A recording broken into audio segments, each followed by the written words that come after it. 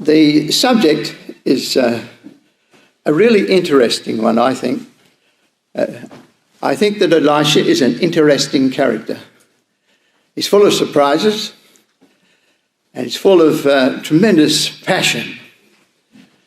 And he comes, of course, from the stock of Elijah, insomuch that Elijah was his father in the truth.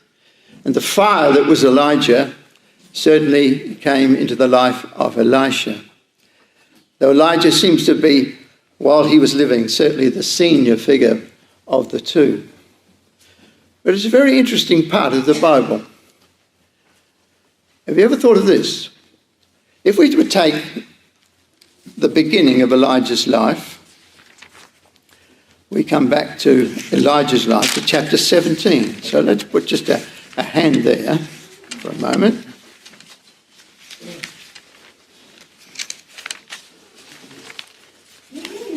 And then come to 2 Kings, say, chapter 9. And within that section, quite a few pages, isn't it? Within that section, a section of the book called The Kings. The kings are eclipsed. The royal families are overdone. It's the prophets that take the front.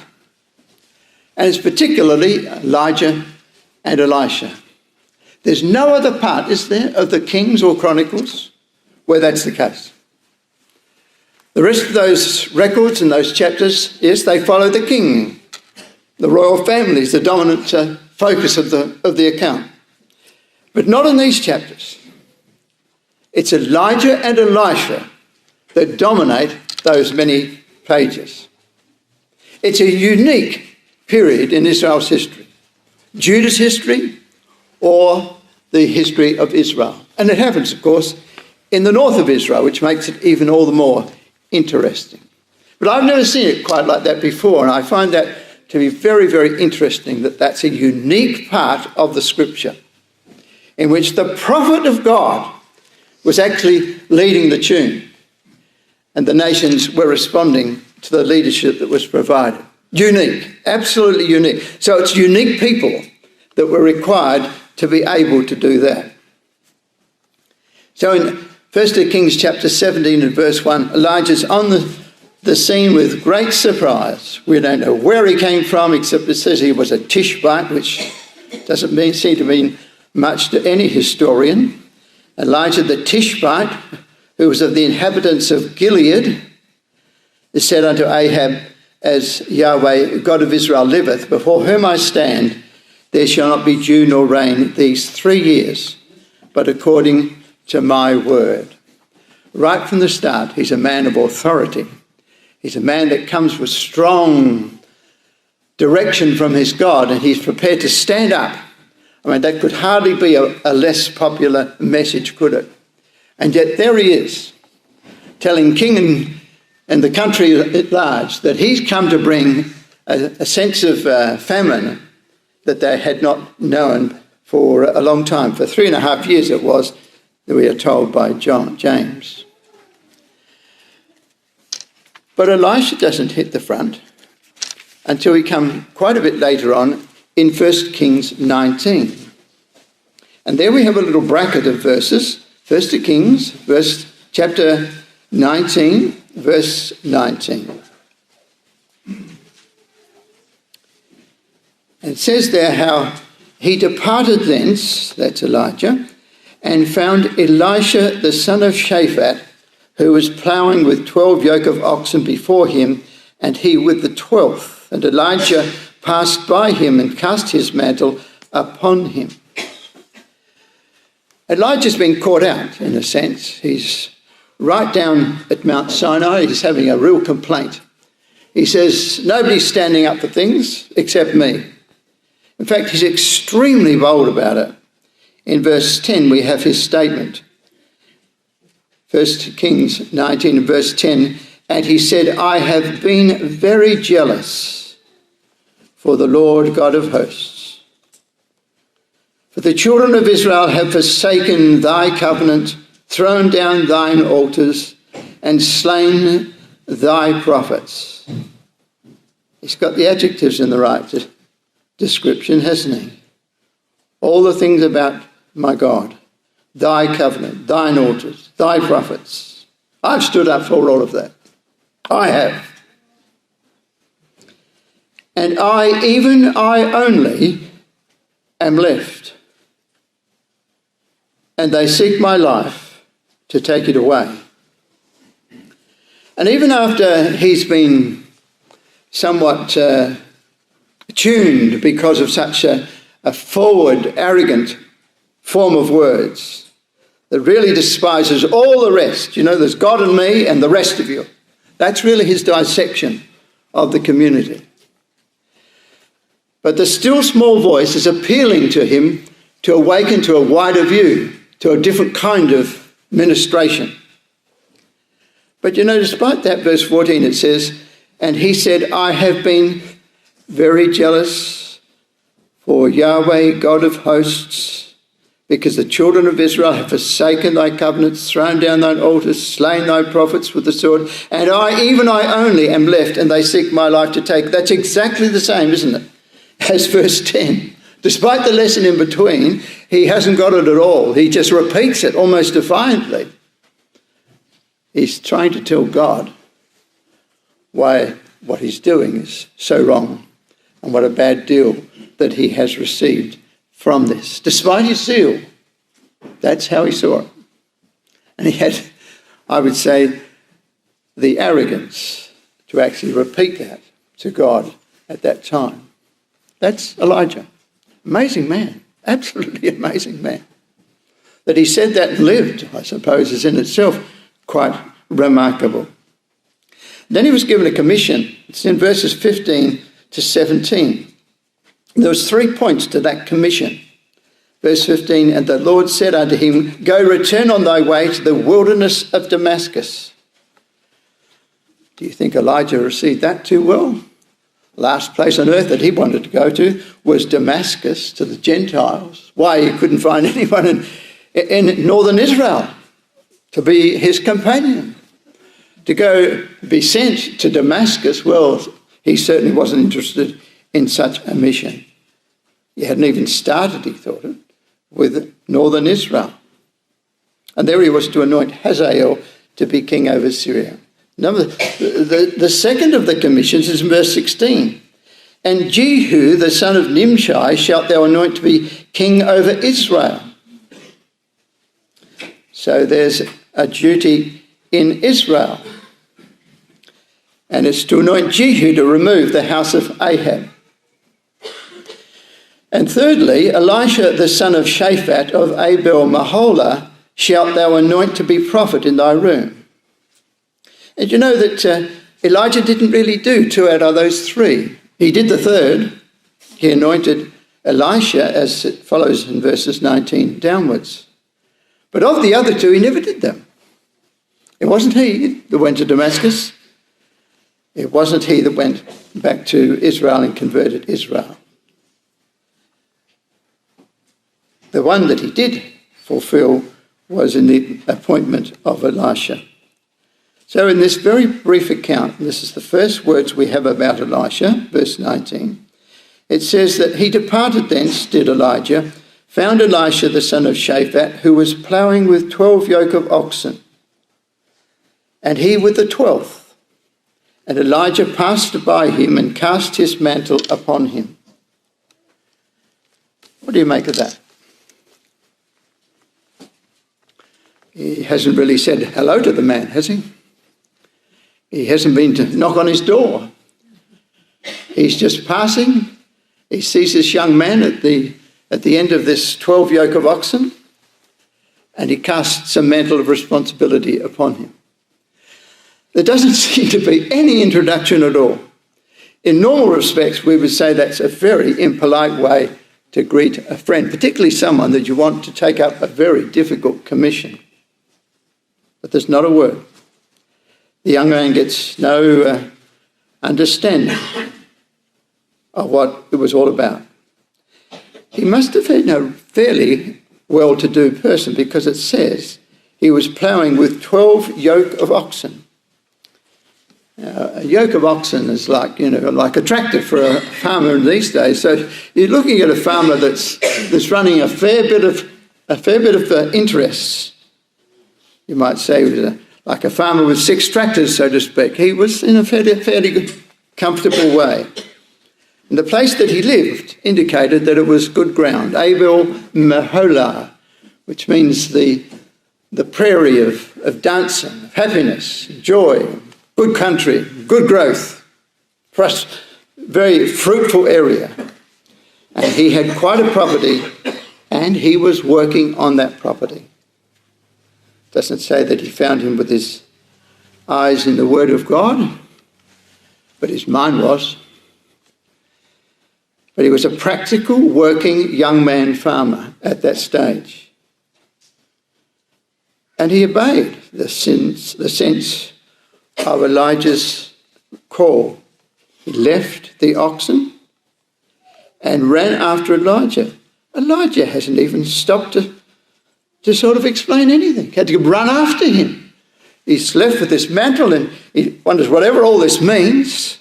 But Elijah's 20 yards down the road now already. He's on his way. Done what he had to do. An enormous commission that he'd given this young man. And yet he didn't even see the sense or need to explain it. I don't like to put some adjectives to that, but it doesn't seem very concerned about others, does it? He's very much involved in his own world. And in desperation, Elisha says, "Let me, I pray thee, kiss my father and my mother, and then I will follow thee." But he's saying to a person who's on his way. And he said unto him, "Go back again, for what have I done to thee?" Finally, Elijah gets the point that he's really brought a very difficult matter to a young man that's going to change his life completely, absolutely completely. And that perhaps that wasn't altogether a nice way to do it. Surely the young man should be able to kiss his father and his mother because he was going to be departing for good. This was not a part-time job. "Go back again," then he says, "for what have I done to thee?"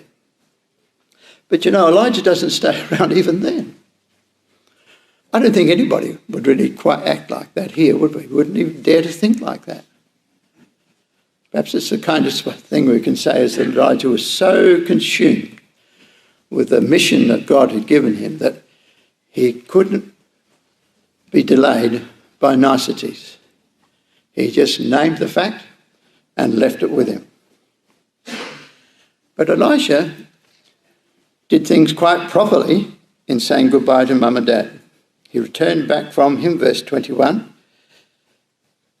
which means he must have gone on quite a way, and took a yoke of oxen and slew them, and boiled their flesh with the instruments of the oxen, and gave unto the people, and they did eat. So this is not a 5-minute recall back to Mum and Dad, is it? This is a matter of some hours. If you're going to take a yoke of oxen and slay them, and then divide all that up after you've cooked the meal, there's got to be hours involved in that. Elisha did things as he thought they should be. But he certainly got the message. Those oxen that were taken virtually was his living. There they are in verse 19. It's the first thing we know about him is ploughing with 12 yoke of oxen. Now they're eating the oxen. They've been killed and prepared, and now they're eating them, and that's his celebration. So that by the time he's finished, the instruments of his industry is a pile of ashes. And they've all partaken of that. What a unique way to leave the family. What an incredible concept that was. There's his innings. That's his income. That was going to be his future. His intended future was now a pile of ashes. And what it also meant to his parents was, I'm not coming back. That's over. I've completed it. That's one phase of my life, but this is where I'm going. And that must mean, my dear brothers and sisters, that Elisha had, even if not a friend in Elijah, and obviously he didn't at that stage, yet he knew what Elijah's message was, and he knew what the message of the scriptures was. He knew that. And he was a young man of tremendously strong persuasion about that. It must mean that, mustn't it? Or he would never destroy those oxen. He would have said to Mum, get a few sandwiches and we'll have a little celebration and we'll be off or something. No, wasn't like that at all.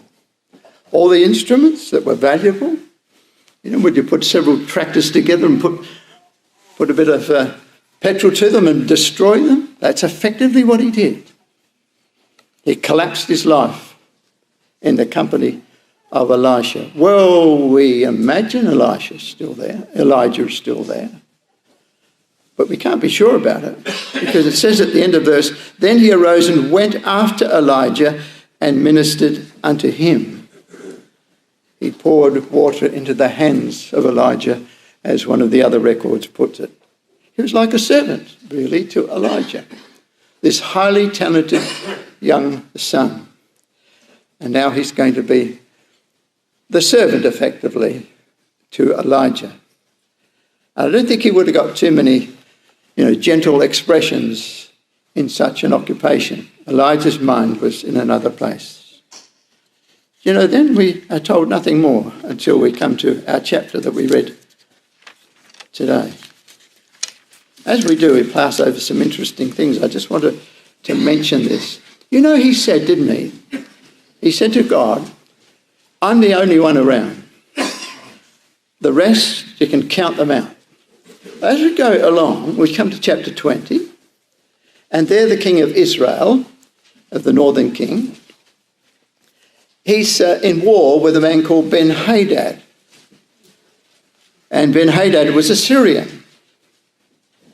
And in this chapter, have you noticed just how many times a prophet turns up on the scene? Look at verse 13. Behold, there came a prophet unto Ahab, king of Israel, and gives him a hopeful message. It was successful. The battle was successful. Well, there's one prophet that hadn't been counted, one of the 7,000. But verse 22 has another one. Perhaps he was the same one. The prophet came to the king of Israel and said. But there's another one in verse 28. There's 4 in the chapter.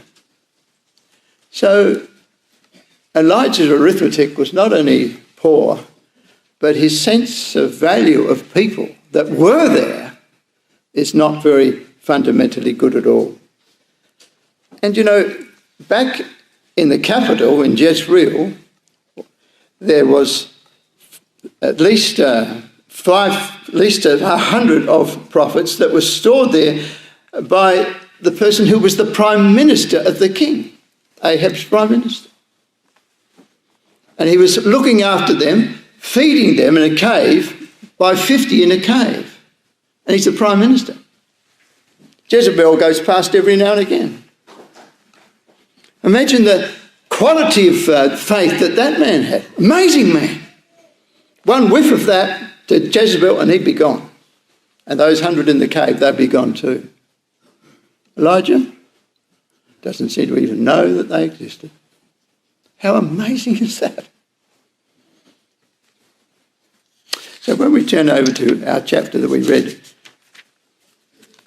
this afternoon, 2nd of Kings chapter 2, there's nothing really about Elisha until we get to this chapter from the section that we read in chapter 19. And here Elisha really comes into the picture. But I want us to make this point too, that if that's the situation of chapter 17 and 18, Mount Carmel, where he says that he was the only one, there's been an awful lot of work done between then and now. Because in this chapter, we're going to find well, it seems almost like half a city is the prophets. And there's 4 of them. Gilgal and Bethel and Jericho, down to Jordan.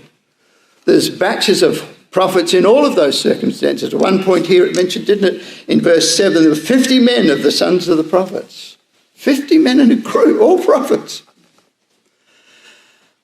Elijah's arithmetic was not very good at all. Came to pass then, verse 1, when Yahweh would take up Elijah into heaven by a whirlwind, that Elijah went with Elisha from Gilgal. So this is the end of Elijah's ministration. And that's why I emphasise about the growth of the prophets in between. Between the earlier chapter to chapter 17 and 18 and this chapter, a lot of work must have gone on. Because now we have prophets building homes and developing their cities. And the work of Elijah that's yet to be seen again in the future is based upon that fact. The Gospel of Luke, chapter 1, and verse 17 says that this was a fulfillment of the work of Elijah in the future. There is to be a future of work for Elijah. Because the one who is to come in the future will be in the spirit and power of Elijah. In this case, it was John the Baptist. But it was in the spirit and power of Elijah. You and I would be looking at that record pretty scarce to find out where we see Elijah sitting down with someone with an open Bible. But he must have. And he must have been involved in the development of those schools of prophets. So it's important. Because Elijah's going to come yet again, isn't he? In the redemption of Israel. So he has had a vast experience in the conversion of Israelites towards the truth. But if we didn't pick up those little inferences of all these occurrences of prophets, we would miss that. And I hadn't seen that clearly until recently, I admit myself. I'd often thought, well, Elijah, but you know, he wasn't too happy about getting out there and working with people. But he obviously must have, because this would not be so as it is. So what do we find in this chapter of departure? He leaves from Gilgal. It says that Elijah went with Elisha from Gilgal. So the two of them are working together, have been in each other's company for some years. And then Elijah went with Elisha from Gilgal. And that's the first of 4 towns that are mentioned in this section. Gilgal, because that's where circumcision first took place when Israel came into the land. It's down on the flat of Jordan. And it was a well-known place, and at one time Samuel used that when he gathered all Israel together. So it had a history of affinity with God and the work of God. And Elisha comes with Elisha from Gilgal. Gilgal was one of his centres. He had 3 centres, and Gilgal was one of them. You know how Samuel had that little route that he took each year? Well, obviously Elijah had something quite similar. When you put this together, you can see that that's the case. And it means too that Elijah is following a pattern which was established by Samuel. Quite a few times in the scripture, in the New Testament, it speaks about Samuel and all the prophets. Samuel and the prophets that came. Because Samuel was really the one who did start it off.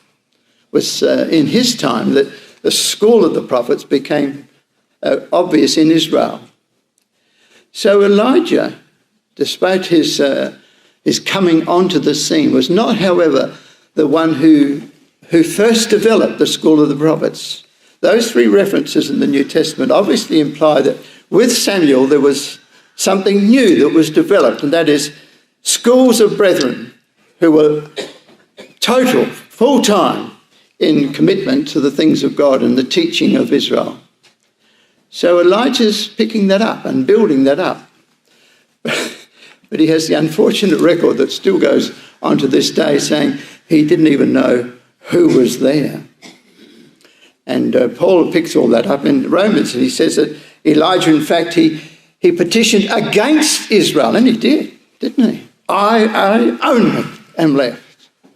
Wow. That's not very comely at all. However, This is his last day. And Elijah said unto Elisha, verse 2, Tarry here, I pray thee, for Yahweh has sent me to Bethel. And Elisha said unto him, As Yahweh liveth, and as thy soul liveth, I will not leave thee. So they went down to Bethel. Now Bethel was a place of many things in the Old Testament too.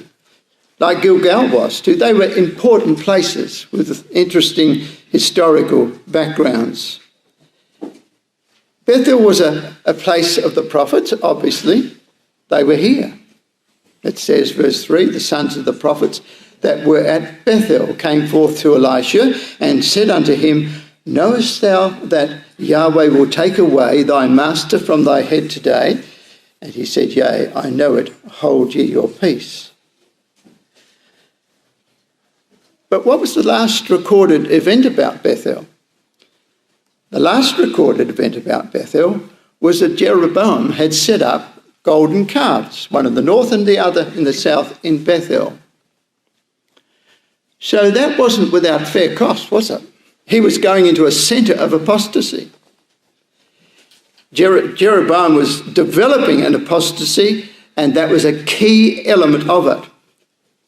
But earlier, in the times of the patriarchs, Bethel was a place that God was found. Jacob, he slept at Bethel. And so much was the company of the angels around him that he called the place the house of God, Bethel. So for it to now come back into another season of God developing young men is in keeping with the record. But there's opposition there. The king's place of worship was in Bethel, and he was a devotee to Baal. He was an evil man, very evil man. And Jezebel was around the place, fairly close. So Bethel and Gilgal had two different courses of life, and they lived alongside each other for some time. But now, obviously, there was quite a company of people in Bethel. And the sons of the prophets come out to meet Elijah and Elisha. What did they mean when they said, Knowest thou that the Lord will take away thy master from thy head today? They say it there, and they say it again in verse 5. They obviously knew that was the fact. If they were prophets, then it would seem that God had revealed to them that this is a day, a special day, in which Elijah is going to be taken and Elisha is going to be left without his mentor.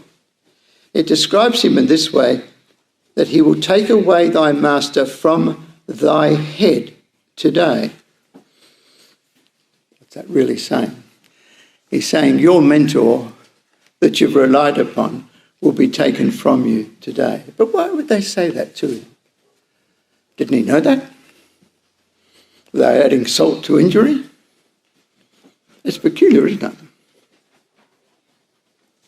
I suppose even in the company of the prophets, there was some anxiety at a new appointment.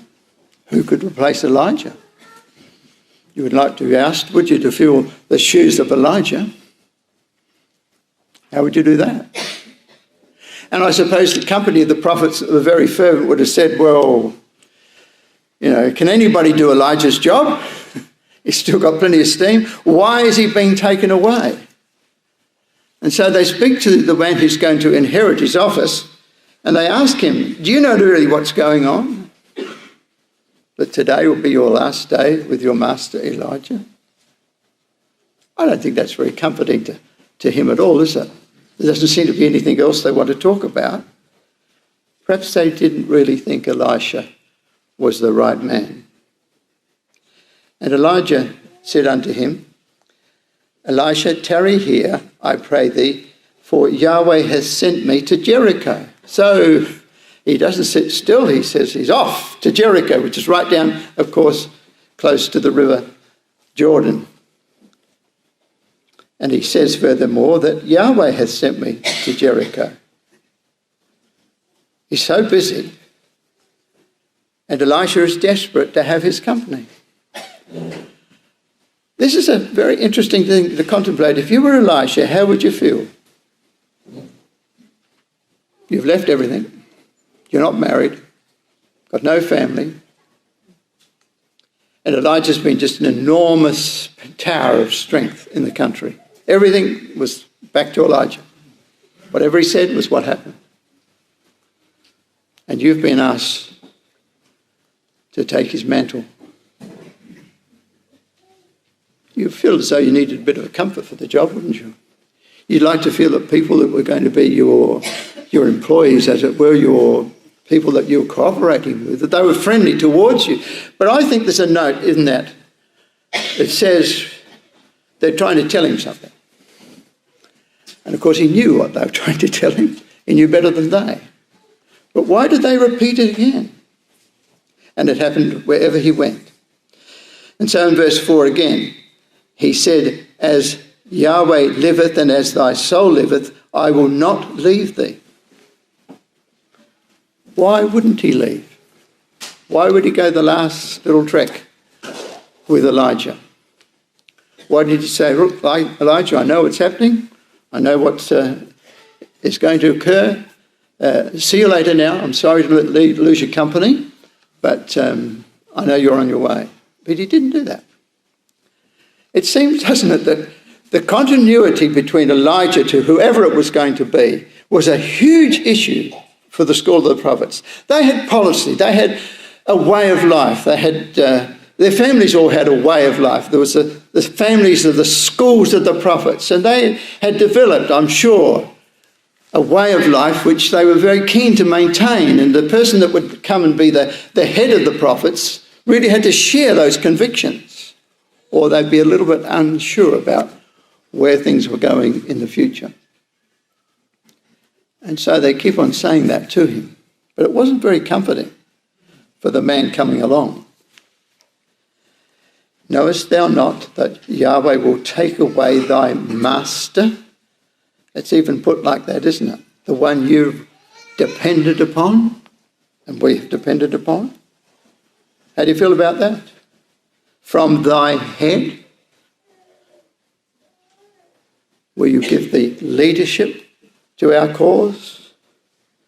But Elisha is completely resolved. Yea, I know it. Hold ye your peace. So he's not without a bit of strength of mind either, is he, Elisha? He tells him straight, you hold your peace. I know what I'm doing. And what's more, I'm not going to let Elijah out of my sight. Why would you think that he had to actually stay with Elijah, sort of to get the job kind of thing? Because I think of the issue of continuity of that very special group of people that God was working through. And so there had to be seen that there was a God-given continuity between the older man and the younger man. And Elisha obviously understood that. And he knew that they'd be looking on to sort of see what was happening. And so he says, well, I'm not leaving Elijah until the last minute. I will be there right to the very end. And there'll be a continuity, and he'll depart and I'll be there. But I'll be there right to the end. I won't go off shopping for a while or some other thing that might be of interest to me. No way. His mind was absolutely set on the importance of the role that was coming his way. I think the others probably thought, well, we'll see. Has this man really got what's necessary for what is needed in the job? So he comes down to Jordan, to the river Jordan, in verse 3. Elisha said unto him, tarry, I pray thee here, for the Lord has sent me to Jordan. On he goes again. He won't sit still. And he said, as Yahweh liveth, and as thy soul liveth, I will not leave thee. And they too went on. Now, going down to Jordan, and we might think, well, why did they need to go to Jordan? Were they thirsty or what was it? Why did they have to go to Jordan?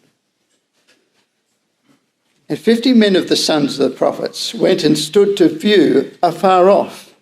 And they too stood by Jordan. So down there at Jordan, it's all that roughage around that the river of Jordan. Back here, there's a little bit of higher ground. And on that higher ground, there's 50 of the prophets. And they got their eye dead on these two people, whose image is getting less and less in the distance. And they are watching everything that happened, totally concentrating on whatever might happen. Could they really have a school of prophets without an Elijah? And then the story unwinds. Elijah took his mantle, his own mantle, which represented his office, and wrapped it together and smote the waters, and they were divided hither and thither, so that they too went over on dry ground. Elijah did that. He wasn't the only person that did something like that. It's like Joshua when he took the children of Israel across the Jordan, and the Jordan obeyed his command. Or even much further in the distance, it was like Moses, wasn't it, who took the children of Israel through the Red Sea. Now the river's being breached again by Elijah, who takes the two of them across on dry ground, which is almost the term of Exodus, isn't it? Yes, there are definite echoes of a new era indicated by the crossing of that river. Different circumstances, a new era. Something significant has happened. And of course, it's a miracle. It was upon dry ground. So Elijah and Elisha are on the eastern side of the river. It came to pass, verse 9, when they were gone over, that Elijah said unto Elisha, ask what I shall do for thee, before I be taken away from thee. Well, he did have at least that amount of thought, didn't he? He said, what would you like me to give you as a parting gift? And here's the man's mind. Elisha said, I pray thee, let a double portion of thy spirit be upon me. That's a beautiful statement, isn't it? That spirit's been denoted even in the New Testament. We referred to it earlier in Luke chapter 1, verse 17, where it speaks about John the Baptist, where he would come forth in the spirit and power of Elijah. There it is. That's that very spirit. And Elisha is requesting that he be given a double portion, not because he was greedy, as it were, or wanted to show himself greater than Elijah. I'm sure that wasn't the point. It was a sense of necessity. He felt the enormous responsibility of that office. He truly honoured Elijah's duties and the way he'd gone about. He honoured that very, very great in the cause, of course, enormously. He burnt the rest of his life back home and left it behind. He wasn't turning back from that at all, but he just felt the dependency that he had upon God. If Elijah could do this, then he needed a double portion to be able to do the same thing. I think that's the sense of it. Do you think that's right? I think that fits fairly well. And so I pray thee, let a double portion of thy spirit be upon me. And it must mean too that he really did admire Elijah. And there had been that growth of the school of the prophets against all. Jezebel, Ahab, name the lot of them. Nevertheless, there's been a growth of the truth and the teaching of the truth in their community. And Elisha felt, even though he couldn't think of doing anything else in life, he did feel the need for God to be with him in a very comforting and powerful way. So he was, verse 10, it was acknowledged his request was a very good thing, but a hard one. Thou hast asked a hard thing.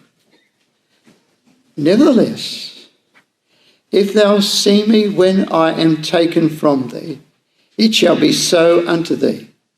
But if not, it shall not be so. Why did Elijah put that requirement before him? Why did he have to see Elijah go? Well, Elijah wasn't the only one that had seen what verse 11 describes as a chariot of fire and horses of fire, and parted them both asunder, verse 11.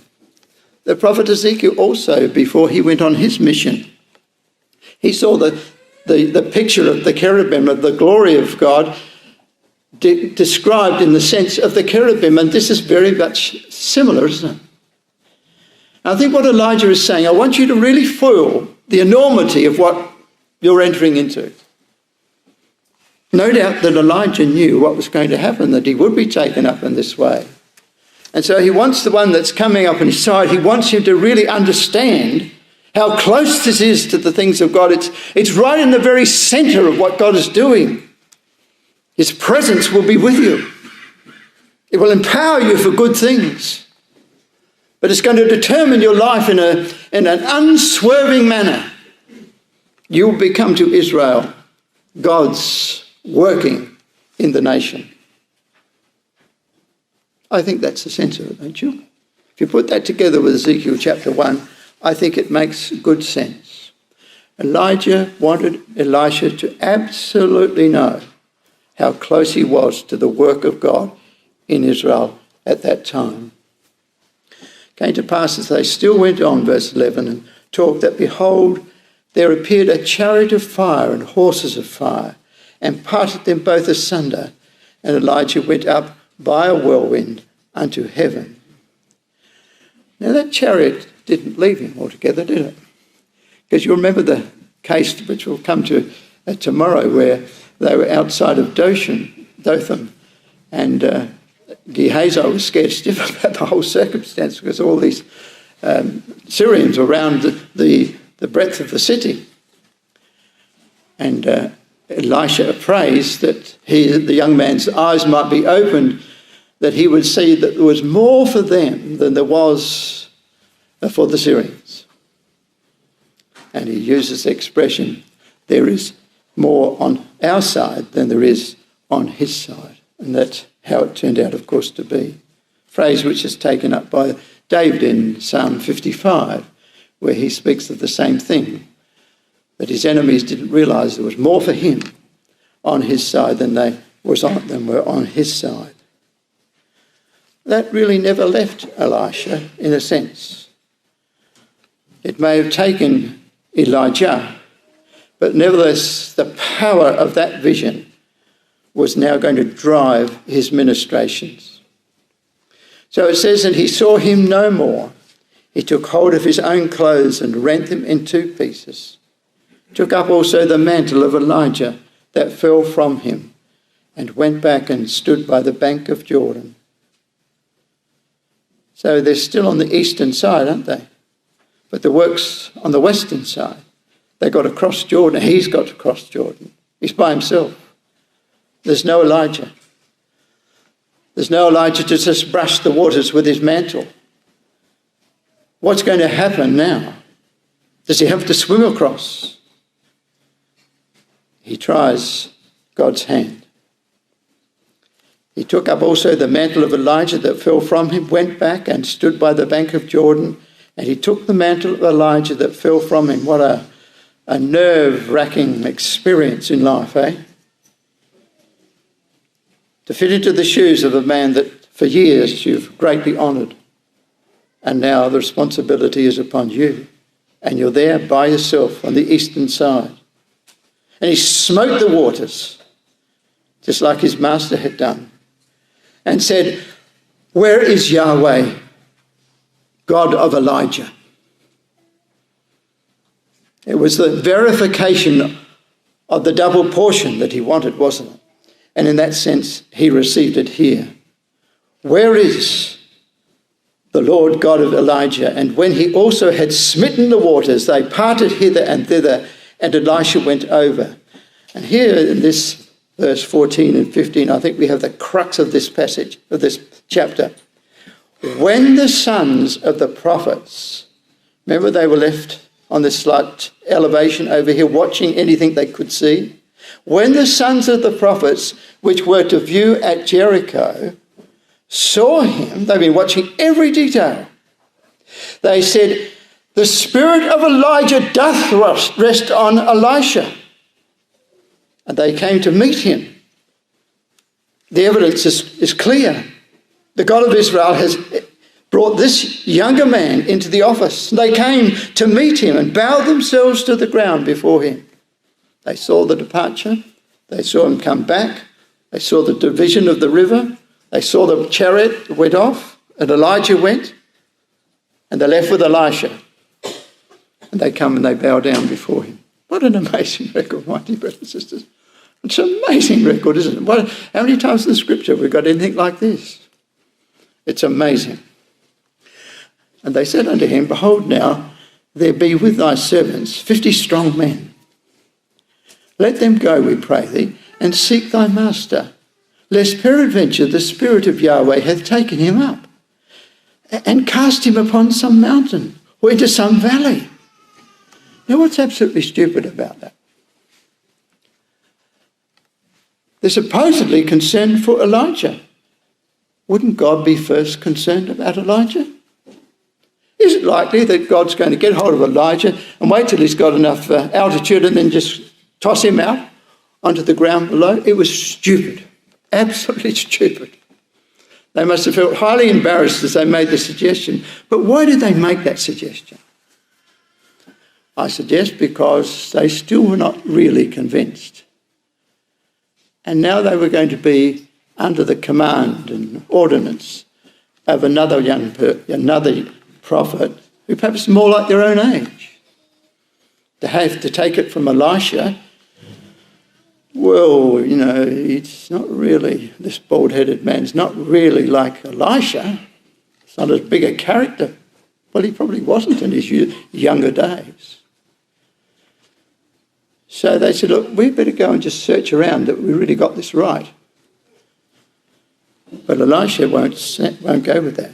He said, ye shall not stand. So here's the first test, isn't it? Only come back from the river. Has God done for Elisha what he promised he would do or not? So these men go off, and they are off for 3 days, it says. When they urged him, verse 17, till he was ashamed, he said, send. All right, he said, if you won't listen to what I've said, we'll go and have a look yourselves. It's a waste of time, but if you must. They sent, therefore, 50 men, which I suppose was the same group we had over here in verse 7. 50 of them go off into the surrounding area, probably climbing the heights of Jericho and so on, of the valley of Jordan. When they came again, for he tarried at Jericho, he said unto them, did I not say unto you, go not? Because, of course, they didn't find him. And so Elisha makes the point to them, I told you not to go. So immediately, he's settling into the new situation of authority and direction, which they didn't think he really would have. And so the men of the city said unto Elisha, behold, I pray thee, the situation of the city is pleasant. And we're not going to go into that section. My dear brothers and sisters, I find that that disposition of Elisha is really what we need today, don't you? There's a person who was prepared to put a light to all the things that he had in life and to give direction to the teaching group. I mean, not everybody came to the school of the prophets and sat at their feet. I'm sure it didn't happen quite like that. But with time, it would have, in these various cities, it would have developed what Samuel had developed. He was in Naioth of Ramah. Ramah was really the city, and Naioth was like accommodation block. Naioth means dwelling. I don't think it just meant that when visitors came, they could find accommodation outside the city of Ramah. I think that it also meant that God dwelt there, because he did. The school of the prophets was there. I suppose they developed something like that in these other cities. And that must have been Elijah involved in those things, because he was the only one that was leading the group at that stage. But my dear brothers and sisters, there's a tremendous drive in that. When I think of the best things that's come along in recent years in our own body is the school of the prophets. Well, it might be a small comparison. But, I've seen young men come along to the school of prophets, in their really buffoon stage of life, like this group of boys down here. By the way, they were not young children at all.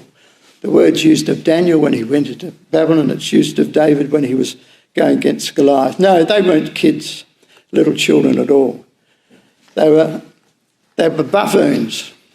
They were later teenagers who thought that they'd take the opportunity of having a shot at a new man. And they found that God had a solution. I think that's important to notice. God had a solution. Elijah didn't touch them. Elisha didn't touch them. The bears came out of the forest and they dealt with these ill-mannered, buffoon-type people. And that, of course, is very much the atmosphere of a lot of what we see in our democratic countries today. Young people just doing whatever they want to do, no matter what. And if he's the head man of the school of prophets, we'll throw a bit of rubbish at him and see how you get on. That's more or less what is happening in some areas of Christadelphia.